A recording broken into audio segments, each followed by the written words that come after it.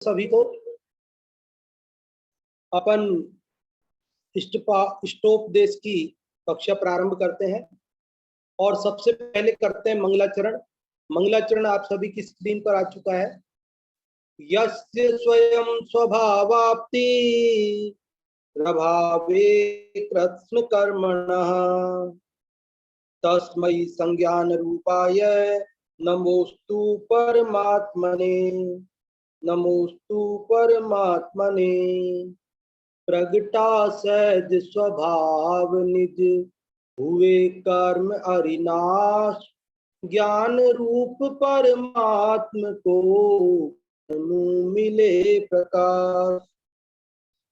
इस पहले छंद की चर्चा चर्चा कर चुके हैं। आज अपन दूसरे छंद की चर्चा करेंगे। कल जो ये पहला छंद हमने पढ़ा इसका जो कि मंगलाचरण है, उसमें बहुत सारी बातों की चर्चा हमने कल की कि यह जो समस्त कर्मों के अभाव होने पर जो परमात्मा हो गया, उस ज्ञान स्वरूप परमात्मा के लिए मेरा नमस्कार हो, जिसको स्वयं ही अपने आप ही अपने स्वभाव की प्राप्ति हुई है, ऐसे परमात्मा को मेरा नमस्कार हो। तो शिष्य ने अंत में ये प्रश्न किया, मानो कि भाई कोई उदाहरण तो दो, उदाहरण से बताओ तो सही, दृष्टांत से बात बताओ कि कोई आत्मा कैसे स्वयं परमात्मा बन जाता है, कोई आत्मा को कैसे स्वतः अपने स्वभाव की प्राप्ति हो जाती है। तो उसके लिए उदाहरण देने के लिए ये दूसरा श्लोक आया। दूसरा श्लोक पढ़ते हैं, देखते हैं आपकी स्क्रीन पर ये दूसरा श्लोक लगाते हैं और दूसरे श्लोक को क्या उदाहरण देते हैं, उदाहरण से किस प्रकार वे हमें समझाते हैं, वो बात अभी अपन समझते हैं। देखिए, ये है दूसरा श्लोक। योग्योपादान योगेन दृषदः स्वर्णता मता द्रव्यादि स्वादि संपत्ता वात्मनोप्यात्मता मता। उपादान के योग से उपल कनक हो जाए, निज द्रव्यादि चतुष्क वर्ष शुद्ध आत्म पद पाए।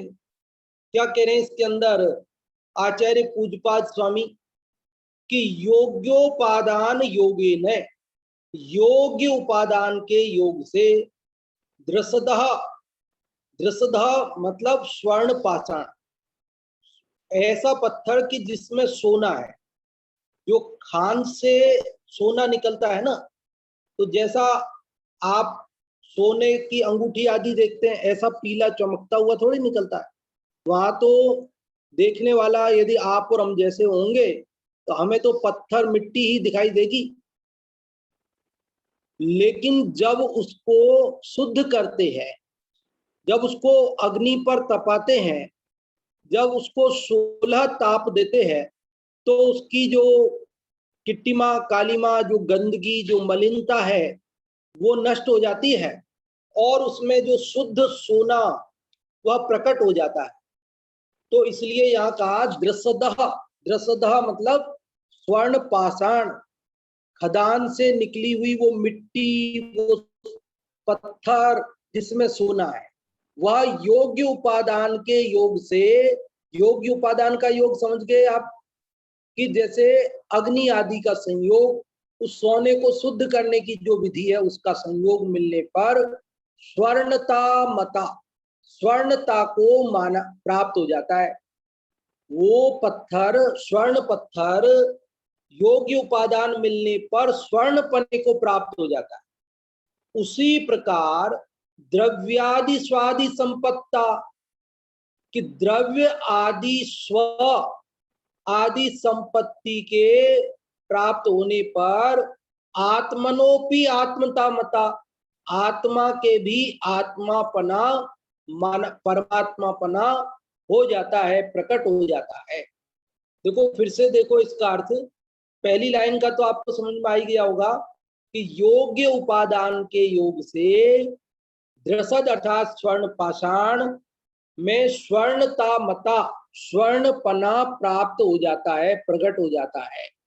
उसी प्रकार द्रव्यादि स्वादि संपत्तौ, ये संपत्तौ था, संपत्तौ मतलब वो इस सप्तमी का द्विवचन, एक कि द्रव्य आदि स्वादि शक्ति होने पर आत्मनो मतलब आत्मा के अपि भी आत्मता आत्मापना क्या होता है, मता मान लिया जाता है, प्रकट हो जाता है, दिखाई देता है। तो उदाहरण से बात समझ में आई कि जैसे स्वर्ण पाषाण योग्य उपादान मिलने पर स्वर्णपने को प्राप्त हो जाता है, उसी प्रकार द्रव्यादि स्वादि संपत्ति। अब ये द्रव्यादि स्वादि संपत्ति क्या है, तो कहते हैं द्रव्य क्षेत्र काल और भाव, ये चार को बोलते द्रव्यादि। द्रव्य है आदि में शुरुआत में जिसके, तो चार चीजें है ना, द्रव्य क्षेत्र काल और भाव, तो उन चार के लिए कहा द्रव्यादि।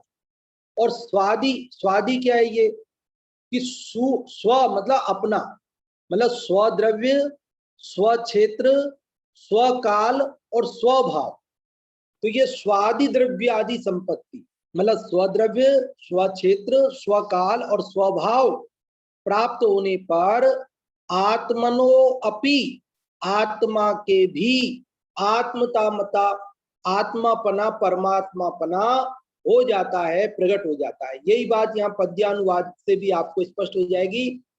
उपादान के योग से उपल कनक हो जाए, निज द्रव्यादि चतुष्क वश शुद्ध आत्म पद पाए। कि उपादान के योग से, उपादान जो है अभी उसकी चर्चा करते हैं अपन, एक बार शब्द से अर्थ समझ में आ जाए। उपल, उपल तो पत्थर को बोलते हैं, है ना। ते कुगरू जन्म जल उपल नाव, अपन छेड़ाला में पढ़ते हैं, उपल मतलब पत्थर की नाव, उपल नाव बोलते हैं, उपल मतलब पत्थर।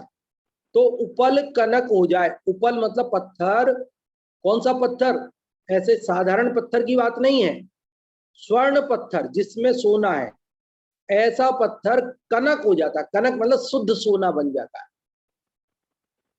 उसी प्रकार निज द्रव्य आदि चतुष्क, चतुष्क मतलब चार का समूह, निज मतलब अपना, तो स्वद्रव्य स्वक्षेत्र स्वकाल स्वभाव, इन चार के योग मिलने पर शुद्ध आत्म पद पाए, आत्मा शुद्ध हो जाता है, परमात्मा बन जाता है। देखो कल जो बात कही थी पहले श्लोक में कि जिसको स्वयं ही स्वभाव की प्राप्ति हो गई है कर्म, समस्त कर्मों का नाश होने पर, और उस ज्ञान स्वरूप परमात्मा को मेरा नमस्कार हो, तो ये प्रश्न खड़ा होता है कि भाई अपने आप कैसे कोई जीव परमात्मा बन जाता है। तो उन्होंने कहा भैया देखो, जैसे पत्थर स्वर्ण पत्थर अपने आप सोना बन जाता है, तो उसी प्रकार आत्मा भी अपने आप परमात्मा बन जाता है। अपने आप मतलब क्या, देखो कोई भी कार्य होता है तो उसमें दो तरह के कारण होते हैं। पहले कारण को बोलते हैं उपादान कारण और दूसरे कारण को बोलते हैं निमित्त कारण। तो उपादान कारण किसे कहते हैं और निमित्त कारण किसे कहते हैं? तो उपादान कारण कहते हैं उसे कि जो स्वयं कार्य रूप परिणमित हो, जो द्रव्य स्वयं कार्य रूप परिणमित होता है उसको कहते हैं उपादान कारण।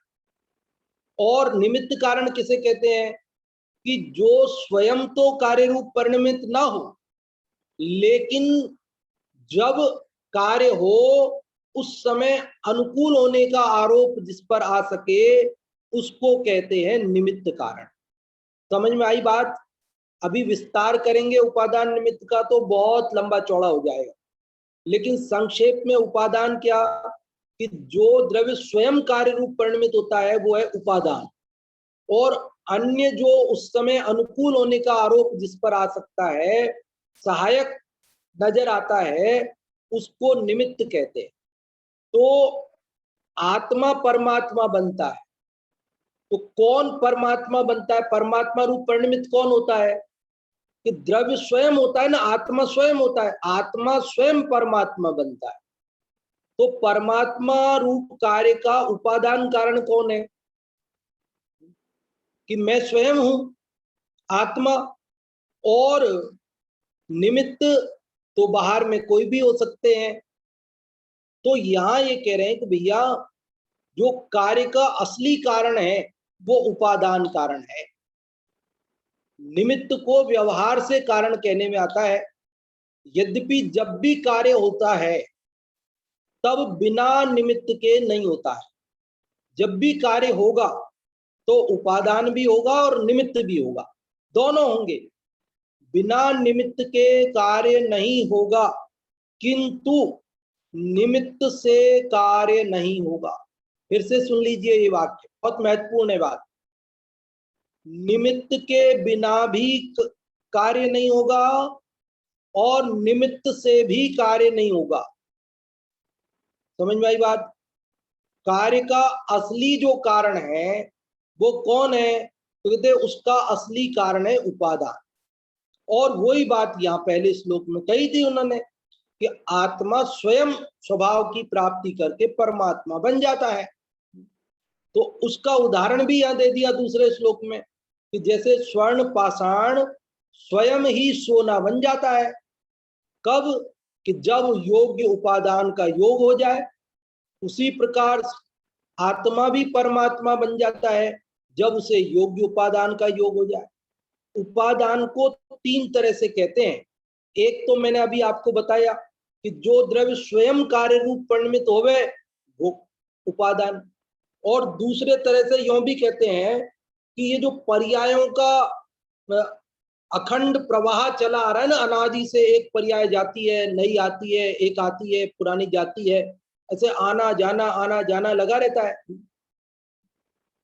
गुरुदेव श्री तो प्रवचन सार को याद करते हैं और वहां बताते हैं भाई नवीन पर्याय की उत्पत्ति हुई, उसी का नाम संयोग, और पूर्व पर्याय का व्यय हुआ, इसका नाम वियोग। ये संयोग वियोग है। बोलो, अन्य जगत के पदार्थों का संयोग वियोग हम मानते हैं, लेकिन मेरी ही पर्याय प्रति समय पुरानी नष्ट हो रही है और नई उत्पन्न हो रही है। तो एक क्या है कि पुरानी पर्याय का वियोग हो गया, नई पर्याय का संयोग हो गया, अगले ही क्षण वो भी नष्ट हो जाएगी, उसका वियोग हो जाने वाला है, और नई पर्याय उत्पन्न होने वाली है, उसका संयोग होने वाला है। ऐसा संयोग वियोग चलता रहता है ना। तो इसमें से जो कार्य होने से जस्ट पहले वाली जो पर्याय है, उसके लिए हिंदी में संस्कृत में शब्द है अनंतर पूर्व क्षणवर्ती पर्याय। अब वो थोड़ा सा कठिन पड़ेगा शब्द, जिनने सुन रखा उनको तो नहीं पड़ेगा, लेकिन जिन्होंने नहीं सुना हो, पहली बार सुने, तो उनको कठिन। तो उनके लिए आज की भाषा में बोले तो ऐसे कहते हैं जस्ट पहले वाली जो पर्याय है वो तो है कारण, और जो बाद वाली पर्याय है वो ये दो नंबर की पर्याय कार्य है। तो एक नंबर की पर्याय कारण है कि एक नंबर की पर्याय जाएगी तो दो नंबर की पर्याय आएगी, इसलिए दो नंबर की पर्याय के आने का पहली पर्याय को कारण कहने में आता है। पहली पर्याय का व्यय वो कारण कहने में, वो उपादान कारण कहने में आता है।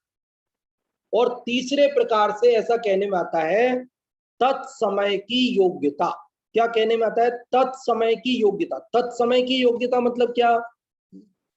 वो कहती है कि वो पूर्व क्षणवर्ती पर्याय, क्या ये जो सेकंड वाली पर्याय है ना, इसको इस समय ही होना था ना, तो बस इसमें इस समय होने की योग्यता थी, बस यही उपादान है। तत्समय की योग्यता। तो ऐसे ही जब आत्मा में परमात्मा बनने का उपादान, उपादान मतलब एक तो शक्ति रूप से, तो शक्ति रूप से तो त्रिकाल मौजूद है। उपादान को दो दो तरह से भी कहते हैं, ये तो तीन भेद करके मैंने बताया आपको। एक तो द्रव्य स्वयं परिणमित हो, दूसरा अनंतर पूर्व क्षणवर्ती पर्याय का व्यय, और तीसरा तत्समय की योग्यता। लेकिन उपादान को एक त्रैकालिक उपादान और एक क्षणिक उपादान अथवा तात्कालिक उपादान, ऐसे दो भेद भी करते हैं। आप लोगों को कठिन लगे तो भी आप थोड़ी देर रुकना, अभी बहुत महत्वपूर्ण चर्चा इस श्लोक में चलने वाली है। और भी कुछ बात समय बचेगी तो बताएंगे, जो कल बतानी थी वो रह गई, बताना समय हो गया था पूरा इसलिए। तो इसलिए आप सब उपयोग लगे न लगे तो उपयोग लगा के रखना। अपन एक बार बोल लेते हैं, हम कहाँ जहां हमारा उपयोग, हमारा उपयोग कहां पर है अभी? इष्टोपदेश में। हम कैसे?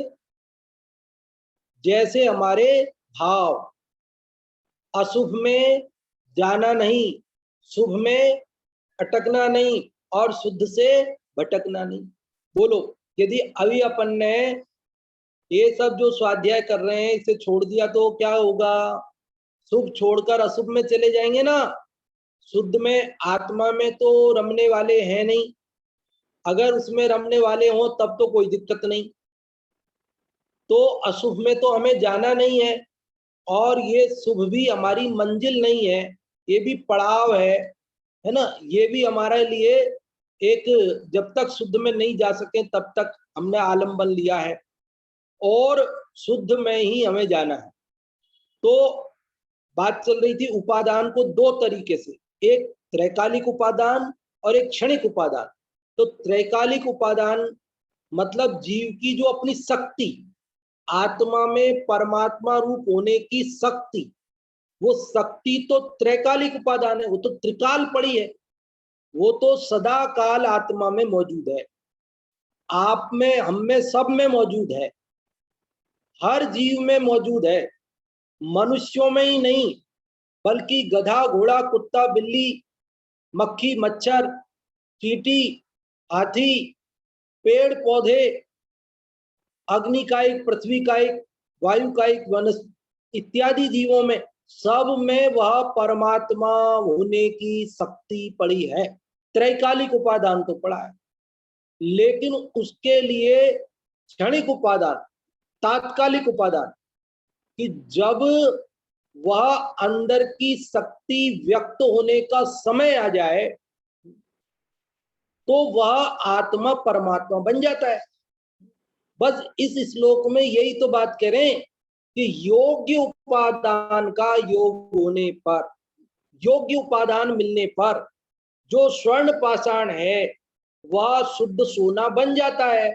उसी प्रकार स्वद्रव्य आदि के योग मिलने पर, स्वद्रव्य क्षेत्र काल भाव का योग मिलने पर आत्मा भी परमात्मा बन जाता है। स्वद्रव्य क्षेत्र काल भाव तो हो गए उपादान कारण, और परद्रव्य क्षेत्र काल भाव हो गए निमित्त कारण। क्या समझ में आई बात?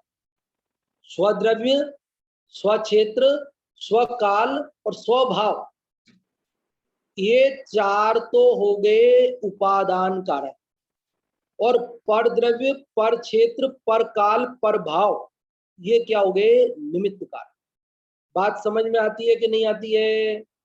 कठिन तो नहीं लगती है? देखो, यही बात अभी अपन अष्टपाहुड़ पढ़ के चुके हैं।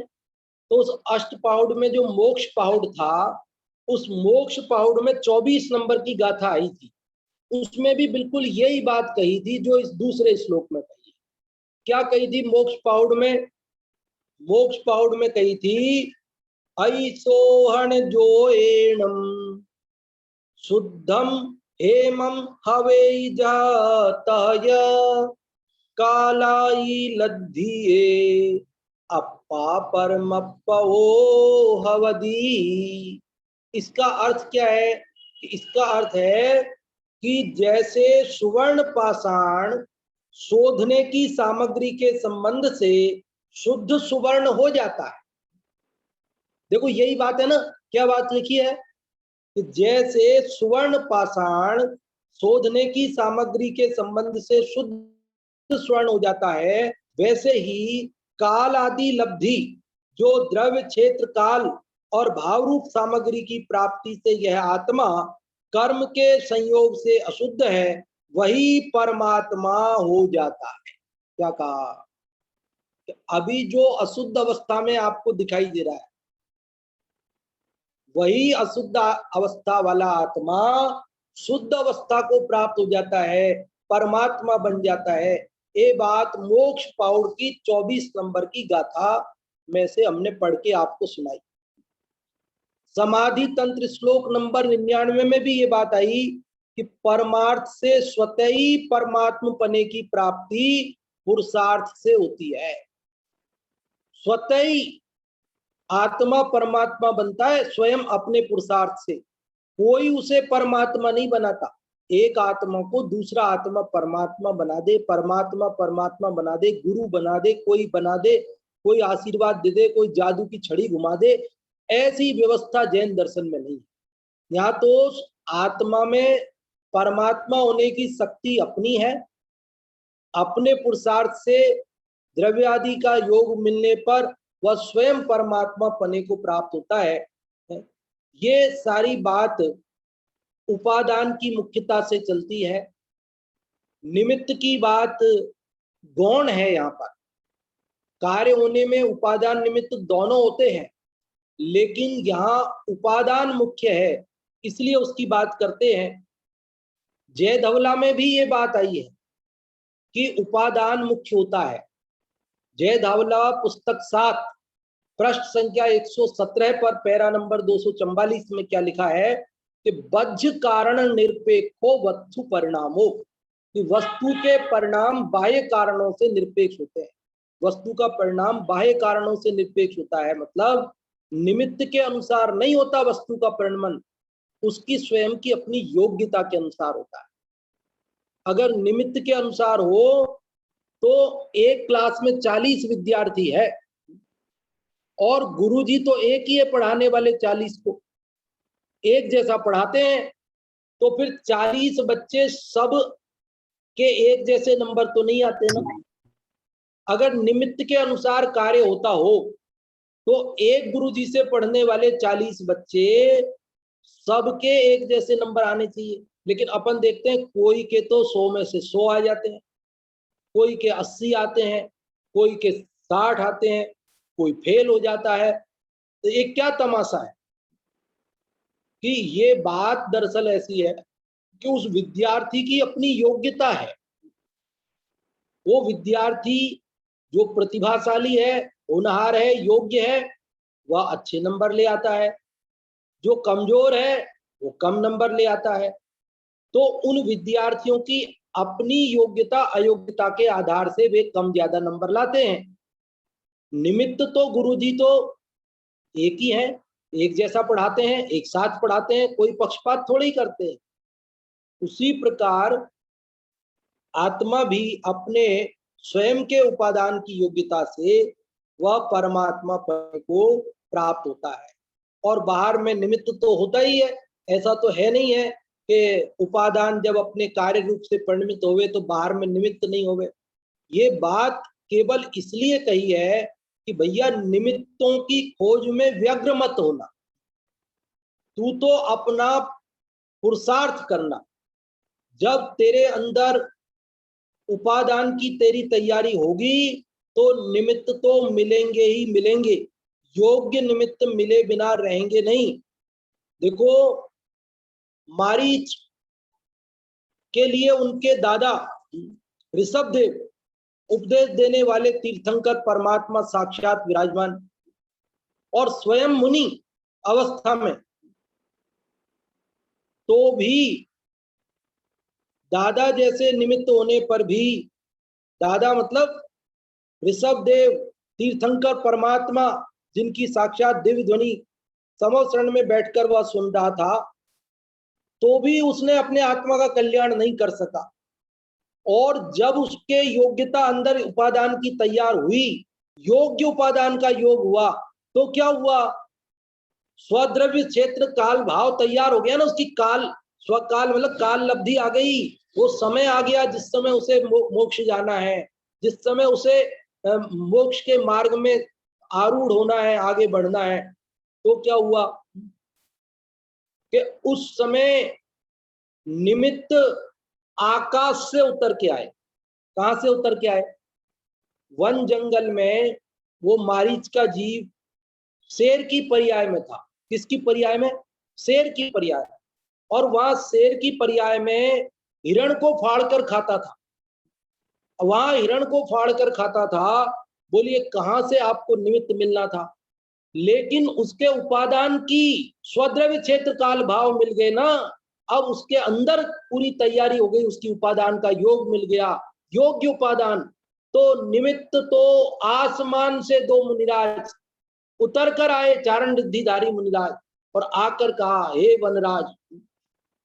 अब क्या कहा होगा, कैसे कहा होगा, वनराज कहा होगा या हे शुद्धात्मा कहा होगा, क्या कहा होगा, वो तो हम कल्पना ही कर सकते हैं।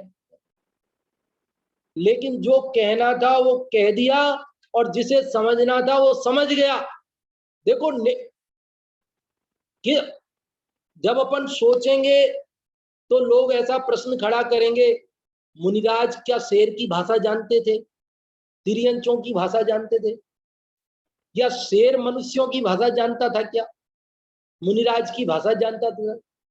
तो जब शेर मनुष्यों की भाषा मुनिराज की नहीं जानता था, और मुनिराज शेर की भाषा नहीं जानते थे, तो मुनिराज ने शेर को कैसे समझाया और शेर कैसे समझ गया? अरे भैया ये कुछ मत पूछो, जब अंदर पात्रता तैयार हो जाती है तब कौन समझाता है, क्या समझाता है, कैसे समझाता है, ये सब कोई मायना नहीं रखता। निमित्त बन जाता है अपनी योग्यता तैयार होने की। बस यही बात इस दूसरे श्लोक में कही है कि योग्य उपादान के योग से स्वर्ण पाषाण भी शुद्ध सोना बन जाता है। उसी प्रकार द्रव्यादि पदार्थों के चतुष्टय के संयोग से आत्मा भी परमात्मा बन जाता है। देखिए ये जैन दर्शन की, पूज्यपाद स्वामी की कुछ अनूठी बातें हैं, जिन बातों की महिमा हमें नहीं आती, क्योंकि हम युद्ध के ऊंट हो गए हैं। युद्ध के ऊंट जानते हैं ना, ऊंट वगैरह, जो ऊंट गाड़ी पहले गांव में हम रहते थे वहां आती थी, कोई सामान वामान लेने किसान बैलगाड़ी लेकर आते थे। मान लो घर में कोई शादी ब्याह हो, जीवन करना हो, बहुत सारा भोजन कराना लोगों को, तो वे लोग शक्कर की बोरी, गुड़ का कट्टा, ऐसे सब सामान लेने के लिए बाजार में आते थे, दालें चावल सब लेने के लिए। तो वे गाड़ी में बैलों को, ऊंट को लेकर आते थे। और जैसे ही वो ऊंट बैलगाड़ी को लेकर के आते थे, और वहां बाजार में कोई एक मोटरसाइकिल वाला ऐसा पी करके हॉर्न बजा के निकलता, तो वो जानवर भिजकते थे, डरते थे, क्यों, वो तो जंगल में रहने वाले, उनको कहाँ ये गाड़ी मोटर देखी उन्होंने। तो वो एक हॉर्न सुनते ही एकदम से भागते थे, बहुत मुश्किल हो जाता था किसान को संभालना। लेकिन ये जो ऊंट, ये जो बैल जरा जरा सी बात पर डरते हैं, भिजकते हैं, कांप उठते हैं, वे ही ऊंट जब सेना में सैनिक उन पर सवार होकर युद्ध लड़ते हैं, तो वहां लड़ते समय वे रोज ही मारकाट देखते हैं। अब रोज मारकाट देखें, कैसे भागे, कहाँ भागे, कौन भागने देवे, और खाना छोड़ें तो कब तक छोड़ें, कैसे छोड़ें, एक दिन मारकाट, दूसरे दिन मारकाट, तीसरे दिन मारकाट, तो युद्ध में तो रोज यही चलना है, तो वे कब तक भूखे रहे? तो क्या होता है वहां पर कि बगल के ऊंट की गर्दन कट गई है, किसी की टांग कट गई है, किसी सैनिक का धड़ कट अलग पड़ा है, गर्दन अलग कट गई है, और मारकाट मची है, भेड़िया बज रही है, कोई रो रहा है, कोई चीख रहा है, कोई चिल्ला रहा है, मारो काटो का शोरगुल मच रहा है, और शोरगुल के बीच में वह ऊंट जुगाली करता है, जुगाली करता है, समझ गए? जल्दी जल्दी खा लेते हैं ना जानवर, और फिर धीरे धीरे अपने मुंह में लाते हैं वापस, और उसको चबाते हैं और फिर वापस खाते हैं, उसको बोलते हैं जुगाली करना। तो ये जुगाली करता है निश्चिंत होके, ये नहीं देख रहा है कि अगले ही पल मेरी भी गर्दन कट सकती है, बगल वाले ऊंट की कटी है, बगल वाले योद्धा की कटी है, लेकिन निश्चिंत होके वो खाता रहता है। बस यही दशा हमारी हो रही है संसार में। हम रोज ये तत्व ज्ञान की बातें सुन सुन के युद्ध के ऊंट जैसे हो गए। हाँ, हमने तो सुन रखी है, हमें तो पता है, सब पता है, सब पता है, यही आत्मा परमात्मा है। लेकिन भैया आत्मा परमात्मा है, जिसको ऐसा विश्वास आ जाए, उसका उसका श्रद्धान, उसका ज्ञान, उसका चारित्र निर्मल हुए बिना नहीं रहता, उसका जीवन कुछ अलग होता है। यहाँ पर हमारी दशा ऐसी हो रही है कि आज ये गया, कल वो गया, उस वो मर गया, इसका एक्सीडेंट हो गया, ये सुन सुन के हमें भी जाना है, इसकी कोई हमारे को चिंता नहीं। और जिनको ये बात पहली बार सुनने मिलती है ना, वो कितने प्रभावित होते हैं, आप कल्पना नहीं कर सकते। एक वॉल्ट विटमैन नाम के अमेरिका के अंग्रेज कवि ये है, वॉल्ट विटमैन, बहुत प्रकांड प्रख्यात कवि, पत्रकार, लेखक, संपादक और शिक्षक रहे हैं। उन्होंने कविताएं लिखी और उन कविताओं पर उन्हें कई सारे पुरस्कार मिले, और जब उनकी कविताओं को खूब पुरस्कार मिले तो लोग पूछते हैं, इंटरव्यू लेते हैं पत्रकार लोग, भाई आपको ये सब कविताएं आपने कैसे लिखी, आपको कहाँ से प्रेरणा मिली, और आप किस किस प्रकार से आपको ये पुरस्कार मिले। तो जब उनसे पूछा गया तो उन्होंने कहा कि मैंने कुछ नहीं किया, इन कविताओं में जितनी भी बातें हैं वो सब जैन दर्शन की बातें हैं, वे सब पूज्यपाद आचार्य की बातें हैं, मैंने तो केवल कविता बनाई है, बातें मेरी नहीं है। इन कविताओं के अंदर जो भाव है वो मेरा नहीं है, वो भाव तो जैन दर्शन का है, वो भाव तो पूज्यपाद आचार्य का है, बस मैंने तो कविता के रूप में ढाल दिया और कुछ नहीं किया। देखो जैन दर्शन की बातें, देखो पूज्यपाद स्वामी की बातें, जिन बातों को एक अंग्रेज कवि ने अपनी कविता में ढाला, पुरस्कारों की झड़ी लग गई। उसकी 4 कविताएं बहुत महत्वपूर्ण है, आप चाहें तो मैं एक आध कविता आपको पढ़कर सुनाता हूं। वॉल्ट विटमैन की एक आध कविता, उसका हिंदी अनुवाद सुनाता हूं आपको, देखो सुनो। चार कविताएं, एक लीव्स ऑफ ग्रास है, एक ड्रम टेप्स, तीसरी सॉन्ग्स ऑफ माई सेल्फ, और चौथी है मेमोरेंडा ड्यूरिंग द वार। है तो अनेक कविताएं, लेकिन इन 4 कविताओं में विशेष रूप से आपको जैन दर्शन के पूज्यपाद स्वामी के इस श्लोक के दर्शन होंगे आपको कि आत्मा परमात्मा। देखो कैसे हर आत्मा में परमात्मा के दर्शन हो रहे हैं वॉल्ट विटमैन को। उनकी ये पहली जो कविता का नाम लिया मैंने, लीव्स ऑफ ग्रास, उसमें से मैं पढ़ के सुनाता हूं आपको। देखो, एक बालक ने पूछा घास है क्या? क्या पूछा एक बालक ने कि घास क्या है? एक बालक ने पूछा घास है क्या? बालक को मैं क्या उत्तर दूं? समझ में आ रही बात? वॉल्ट विटमैन लिखते हैं, एक बालक ने पूछा घास है क्या, बालक को मैं क्या उत्तर दूं?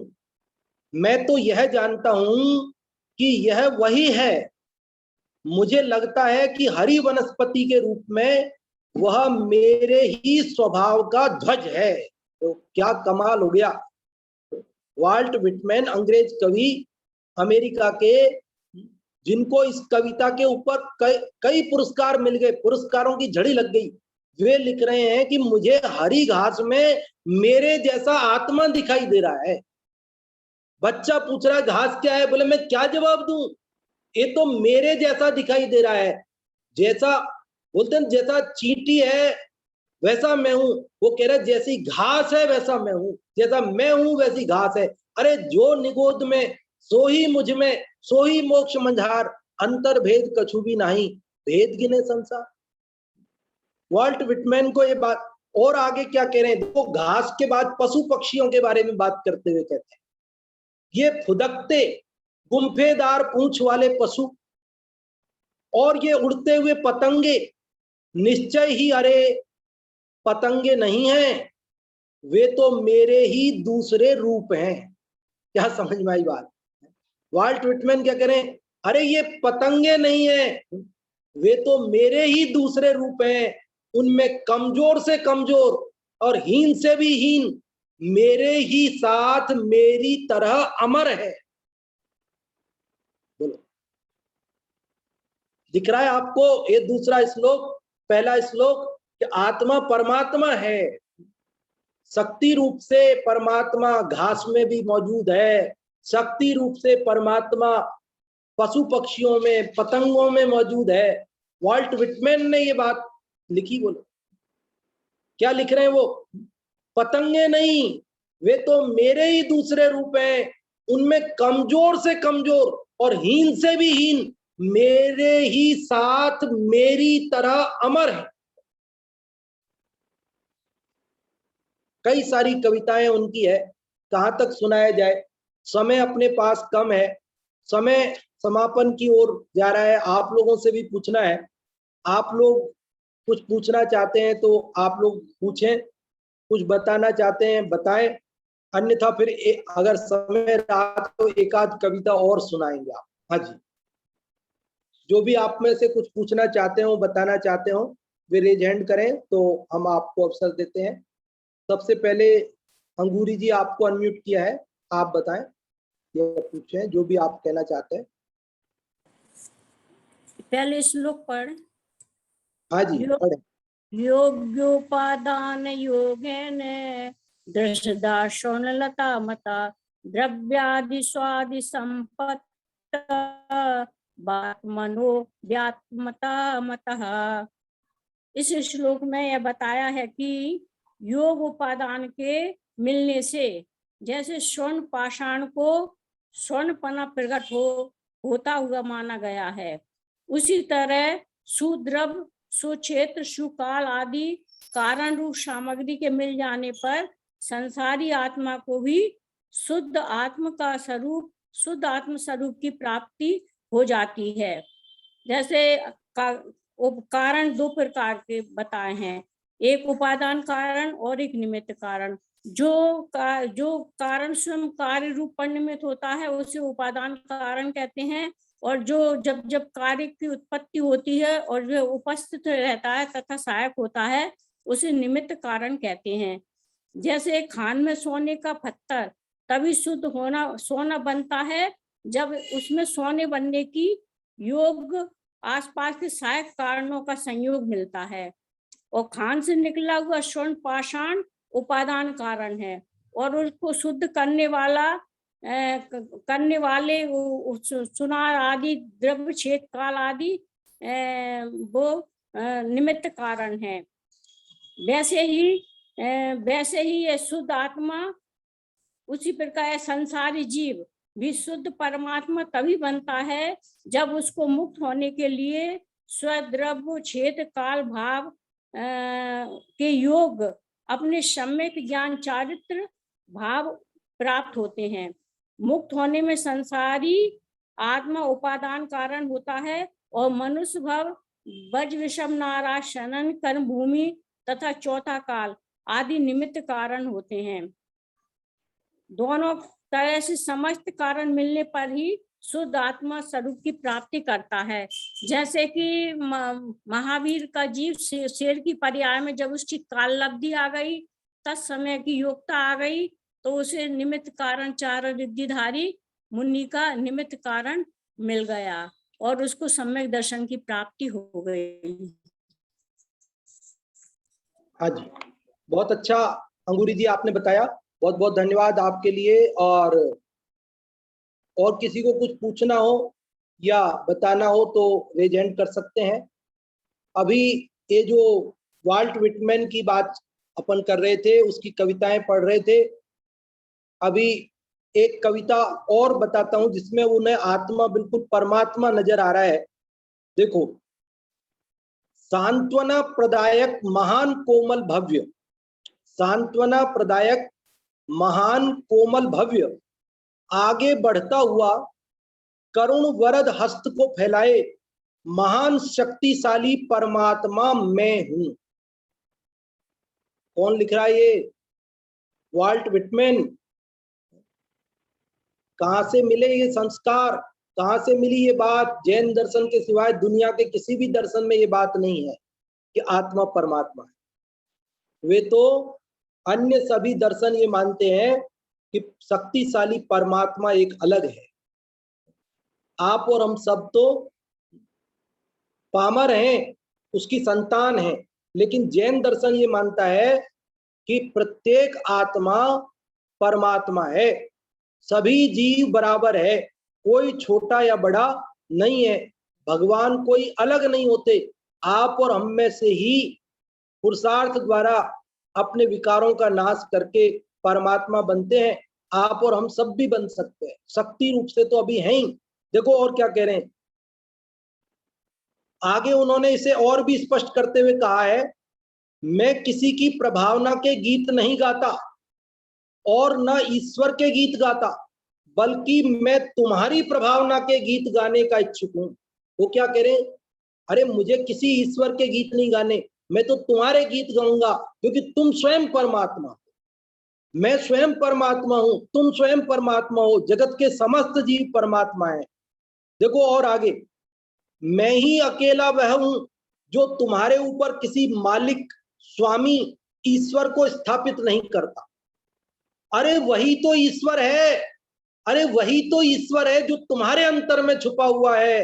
अरे नहीं, कुछ भी नहीं, ईश्वर भी नहीं, व्यक्ति के लिए उसकी अपनी आत्मा से बड़ा कोई नहीं है, मेरी आत्मा से बड़ा कोई नहीं है।